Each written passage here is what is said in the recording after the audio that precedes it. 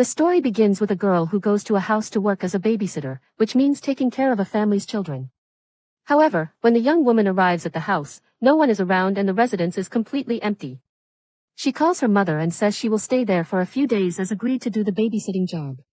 Suddenly, the girl starts to hear strange sounds coming from the basement. So, she decides to investigate, thinking that everyone must be in the basement. As she goes down there, she sees another woman devouring her own. An extremely horrifying scene that scares her. She runs to save her life, but the dangerous woman notices her. The woman tries to escape through the door, but the woman's husband arrives and locks her in, allowing the cruel woman to capture the girl and kill her. Sometime later, the story shifts to a moment when a boy named Ben visits his father's house with his younger brother. His father lived in the city and the worst part was that Ben's parents were about to get divorced, which is why Ben often travels to this place with his brother. Ben's father worked in a factory and wanted Ben to follow in his footsteps as he held a high position in the company. Ben notices that a family has moved into the house next door, a husband, a wife, and their 2 children. When Ben asks his father about them, he simply responds that they are probably there on vacation and has no further information about them. After years apart, Ben begins to explore the area and talk to people his age. But as expected, a fight breaks out between Ben and some boys. However, a girl named Mallory pulls him away from the situation. During these events, Ben and Mallory become good friends.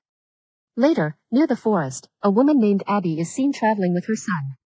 In fact, this is the same family that lives in the apartment next to Ben's father's house. Abby continues walking with her son, but he moves a little slower and ends up falling behind. Abby starts looking for him, but the boy keeps following and ends up in a place where under a tree there is a cave. From inside the cave, he hears strange sounds as if his mother is calling him. In the tree above, there is a triangular mark which he takes a picture of. When he looks inside the cave, he sees a hand extending out. The boy, paralyzed by fear, waits for his mother to come to get him. Abby comes home with the deer, suggesting it was accidentally hit during the trip. When her husband asks why she brought the animal, Abby casually responds that they could eat the meat since deer meat is rare. She then asks her son to bring a knife and starts to cut the deer's body. However, the body is disorganized and the internal organs begin to spill out. Soon, Abby realizes she cannot handle the situation, cancels the plan, and throws the deer's body aside, leaving it there overnight. But the real danger is yet to come. Later, from the deer's body, a strange creature begins to emerge, tearing through the animal carcass. Possessing 2 arms and 2 legs, it is terrifying, but slowly moves toward the family's apartment. Meanwhile, Ben, waking up to some noises, notices unusual movements near Abby's house. He grabs a flashlight and goes to check, but of course, the creature does not show itself easily. Abby's husband also wakes up and sees Ben, telling him that there is nothing there. The man claims it was probably just a small animal that must have run away, allowing Ben to return to sleep peacefully. However, we see that the dangerous creature is right behind Ben, staring at him. For now, the creature does not attack him, so Ben backs away. Next, we see Abby's son playing near a hole, throwing pieces of wood into it when Ben arrives, and warns him about the possibility of dangerous animals nearby. After this, Ben heads out to explore more. Meanwhile, Abby takes her youngest son to the garden where she notices that all the flowers and plants are wilted, as if someone had cast a spell on them. Abby starts to feel that someone might be watching them from the lower path. Although we know what the terrifying thing is, its attack on the family remains uncertain. Now Ben is by the river where his father fell in love with another woman and wanted to start a new life with her. Ben's father wanted him to meet her, but Ben had no interest as he felt his father had left his mother for this woman. Still, his father scheduled a meeting with her without consulting Ben, hoping to include her in the family. Ben shows no interest, so he goes with Mallory to a party with her friends. Everyone has a great time, and Ben begins to like Mallory more, spending more time with her. Meanwhile, Abby's son is seen playing near a boat, and Ben approaches him, asking what he is doing there. The boy simply replies that his father will come to pick him up to take him for a ride. Ben says he can take him, but only if the boy promises to let him know immediately if he sees anything strange near his house. The boy agrees. Back at Abby's house, her newborn rests in the crib when suddenly a figure appears next to him. The only visible thing is its glowing eyes.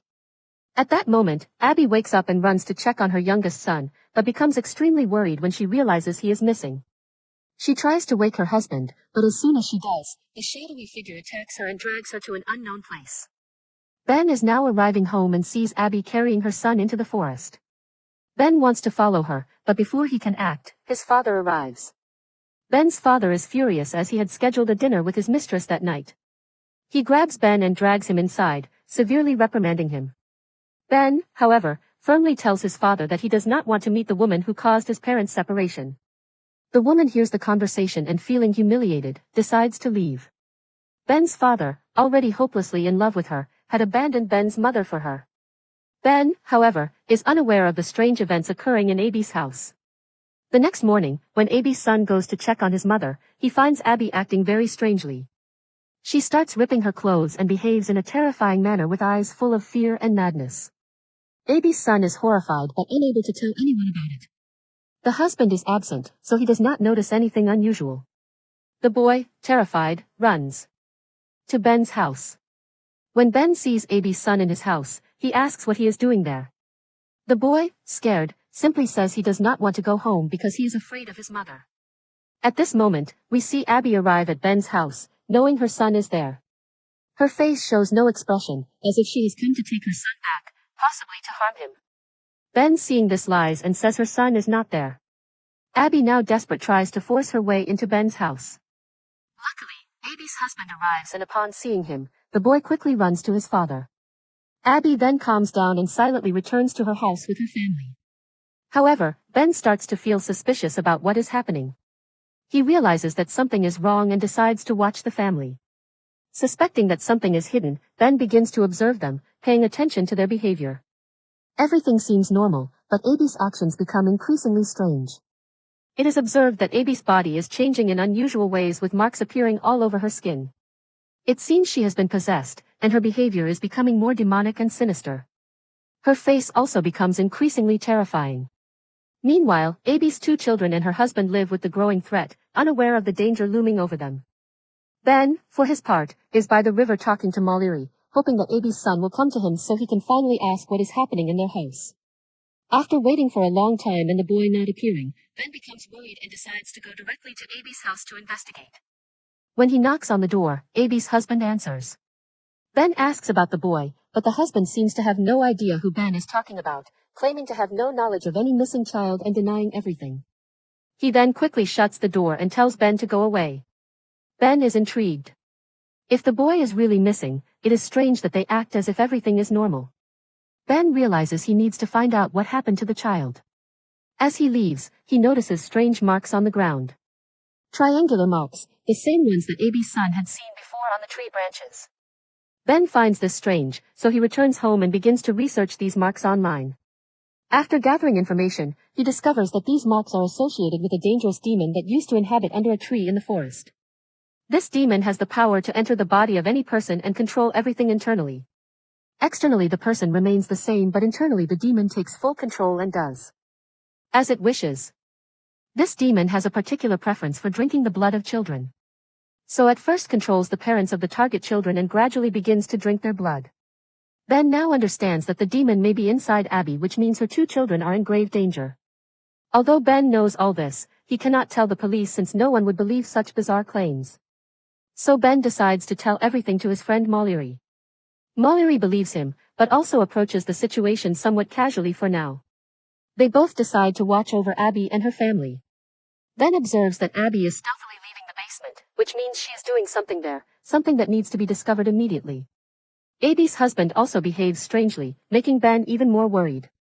Mallory suggests writing a note saying they know what is hidden in the basement and leaving it near their house. When Abby's husband sees the note, he rushes to inform Abby. However, when the demon inside Abby discovers this, it whispers something in the husband's ear, causing blood to start leaking from his ears. He becomes unable to walk properly, and his behavior becomes even more aggressive. For now, Ben and Mallory cannot do anything else and continue to watch the family to see what their next move will be. One day, Ben notices that Abby, dressed in red, is coming out of the basement and heading into the forest. Seizing the opportunity, Ben breaks into the basement and starts exploring. He discovers that the area is filled with animal bones and strange structures, seeming to be part of a dangerous ritual. Ben takes several photos of the place and realizes that Abby and her husband are involved in something much more sinister than he imagined. There is a picture of her son in which the demon inside her marks a cross on any target. Ben likely realizes that she may have killed her own son. But the shock comes when another photo appears. And it is not just anyone. It is his friend Mallory and her sisters. Abby had marked a cross on Mallory's youngest daughter, meaning that the next target would be her family. Ben quickly runs to protect Mallory's sister, but unfortunately the demon inside Abby has already gotten there and takes the girl into the forest. They reach the place where there is a cave under a tree. Ben follows them there and tries to save Mallory's sister, but when he arrives, the dangerous demon has already begun to pull her inside. Ben tried to lift her, but the demon's strength was much greater than his. The demon pulled Mallory's sister into the cave and Ben fell backward, hitting his head and becoming unconscious. After some time, Ben opens his eyes and realizes that the day has ended and it is already night. He returns home but notices that several police officers are at his residence interrogating his father. In fact, Abby had reported to the police that Ben was spying on her family through the window. However, Ben's father managed to convince the police that there was no cause for concern. After the police left, Ben's father severely scolded him. Ben tried to explain that something was wrong with Abby's family, that a demon had attacked them and was controlling their bodies, and that now it was slowly feeding on the children's blood. But of course, his father didn't believe such things and scolded him even more. Ben discovered that the woman his father was interested in and who was also staying with them, was causing the flowers to wilt wherever she passed. Shocked, he realized that the demon had taken control of her and now was probably inside his father. The demon realized it could completely destroy him, so it tried to attack Ben with a knife, but Ben retaliated with his own knife and wounded the woman. When Ben's father heard the screams, he ran inside and quickly pushed his son away, saying that he had gone crazy, called the police, and handed Ben over to them. Ben continued trying to explain that he was innocent and that the woman was possessed by a demon that put their lives in danger, but his father did not trust him. When the police took Ben to the station, one of the officers looked at him strangely, and then it became clear that blood was dripping from his ears, indicating that the demon had already taken control of him. The officer took Ben to the sea, dragged him out of the car, and tried to drown him in the water. Nearby, 2 dogs that Ben had fed, upon seeing the boy in danger, attacked the officer and bit him.